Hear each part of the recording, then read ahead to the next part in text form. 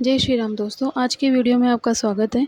आज के वीडियो में हम लेकर आए हैं गरुड़ पुराण का 9वां अध्याय, जिसमें हम मरणासन व्यक्ति के निमित्त किए जाने वाले कृत्य के विषय पर चर्चा करेंगे। वीडियो अच्छी लगे तो लाइक करें, चैनल पे पहली बार आए हैं चैनल को सब्सक्राइब करें, बेल आइकन के बटन को दबाएं।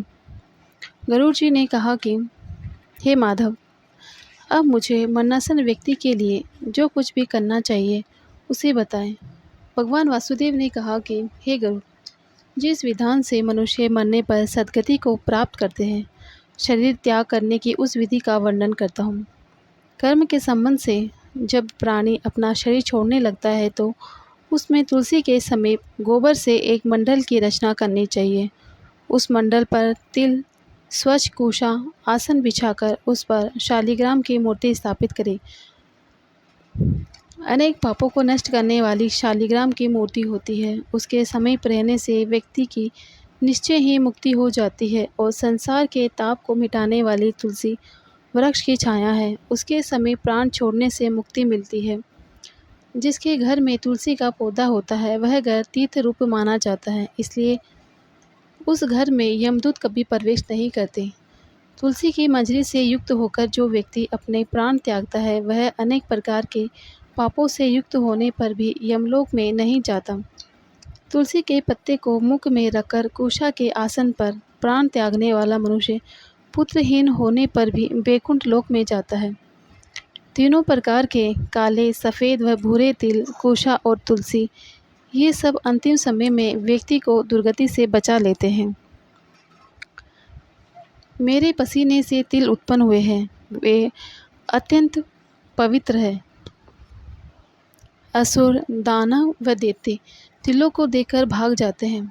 हे गरुड़, मेरे रोम से पैदा हुए कुश मेरी विभूति है। इस कारण उनके स्पर्श से व्यक्ति को स्वर्ग की प्राप्ति होती है।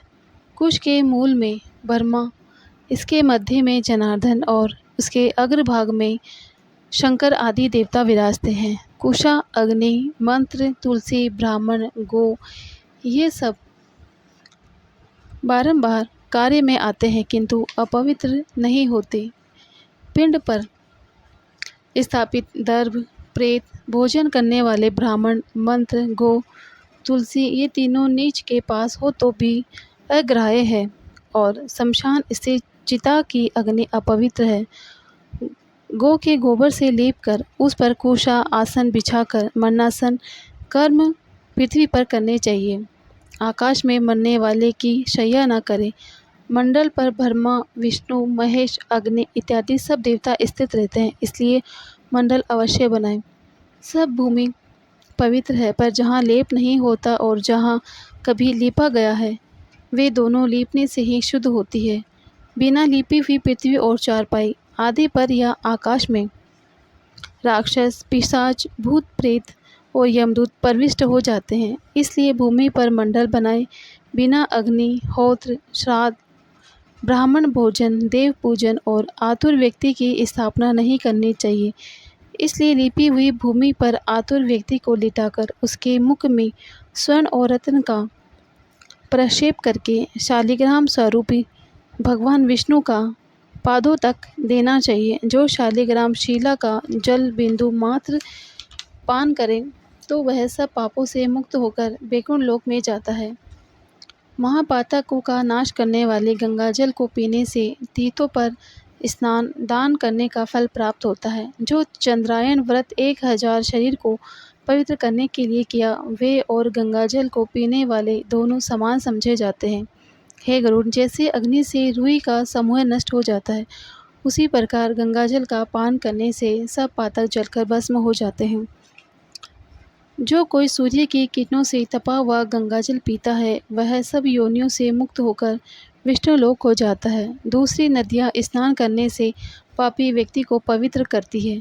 गंगा नदी के दर्शन मात्र और स्पर्श से तथा पान करने से, गंगोच्चारण से हजारों पापी व्यक्तियों को पवित्र कर देती है। इसलिए गंगा जल संसार का तारक है। जो आदमी प्राणों के कंठगत होने पर गंगा गंगा कहकर पुकारता है, वह विष्णु लोक को जाता है और पुनः भूलोक में जन्म नहीं होता। प्राणों के निकलने के समय जो व्यक्ति श्रद्धा युक्त होकर हृदय से गंगा का चिंतन करता है, वह भी परम गति को प्राप्त होता है। अतः गंगा का ध्यान, गंगा को नमन, गंगा का स्मरण करना चाहिए और गंगा जल का सेवन करना चाहिए। इसके बाद मोक्ष प्रदान करने वाली श्रीमद् भागवत की कथा का श्रवण करना चाहिए। जो व्यक्ति अंत समय में श्रीमद् भागवत के एक श्लोक, आधे श्लोक अथवा एक पाद का भी पाठ करता है, वह ब्रह्मलोक को प्राप्त होकर पुनः संसार में कभी नहीं आता। वेद और उपनिषदों के पाठ से, शिव या विष्णु स्रोत के श्रवण करते ब्राह्मण, क्षत्रिय, वैश्य की मृत्यु हो जाए तो उसे मोक्ष अवश्य प्राप्त होता है। हे गरुड़, जो ब्राह्मण, क्षत्रिय, वैश्य वैराग्य युक्त होकर अंत समय में यदि अन्न जल का त्याग करे या आतुर संन्यास ग्रहण करे, प्राण कंठगत होने पर जो संन्यस्त शब्द कहे, वह मृत्यु के पश्चात विष्णु लोक को प्राप्त होकर फिर जन्म नहीं लेता। हे गरुड़, इस तरह जिस धार्मिक पुरुष के अंत समय में कृत्य किए हुए हैं, उस पुरुष के उद्धर द्वार से प्राण निकलते हैं। मुख, नेत्र, नाक, कान, इन द्वारों को उद्धर द्वार कहा जाता है। इन द्वारों से अच्छे पुरुषों के प्राण निकलते हैं और योगियों के दशम द्वार तालों से प्राण निकलते हैं। प्राण और अपान ये दोनों नाभि स्थान में रहते हैं।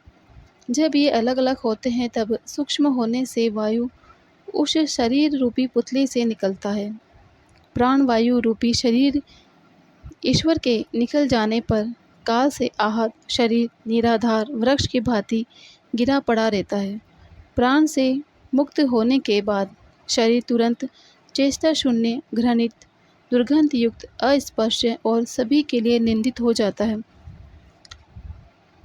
इस शरीर की कीड़ा, विष्ठा तथा भस्म रूप ये 3 अवस्थाएं होती है।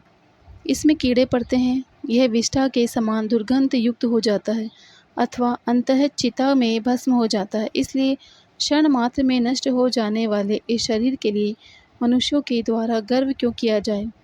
पंचभूतों से निमित्त इस शरीर का पृथ्वी तत्व पृथ्वी में लीन हो जाता है, जल तत्व जल में, तेजस्व तेज में और वायु तत्व वायु में लीन हो जाता है। इसी प्रकार आकाश तत्व भी आकाश में लीन हो जाता है। सभी प्राणियों के शरीर में स्थित रहने वाला सर्वव्यापी शिव स्वरूप नित्य मुक्त और जगत साक्षी आत्मा अजर अमर है। वह आत्मा 10 इंद्रियों से व्याप्त तथा शब्द, स्पर्श, रूप, रस, गंध, काम, क्रोध आदि से युक्त है। वह अन्न में, प्राण में, मनो में, विज्ञान में, आनंद में, इन 5 कोशों से व्याप्त है। ऐसी जीवात्मा शुभ वासना से युक्त होकर अपने काम द्वारा नवीन शरीर में प्रवेश करता है। जैसे घर में आग लगने से मनुष्य नए घर में प्रवेश करता है, ऐसे ही जीव के निकलने के समय छत्र चामर से युक्त होकर सुवर्ण आदि घुंघरू बंधे हुए ऐसे विमान को लेकर विष्णु पार्षद आते हैं। वे देवदूत हैं। धर्म सार को जानने वाले, बुद्धिमान तथा सदा धर्म से श्रेष्ठ कहे जाने वाले, उनको ऐसे विष्णु दूत अपने धार्मिक विमान में बिठाकर स्वर्ग लोक में ले जाते हैं। धार्मिक पुरुष तत्काल दिव्य देह धारण कर उज्ज्वल वस्त्र, पुष्प आदि की माला तथा सुवर्ण रत्नों से आभूषण सहित वह महान प्रतापी मनुष्य अंत समय के दान के पुण्य से देवताओं के पूजन योग्य क्षण भर में स्वर्ग लोक को जाता है। इसलिए आतुर कर्म अवश्य करना चाहिए।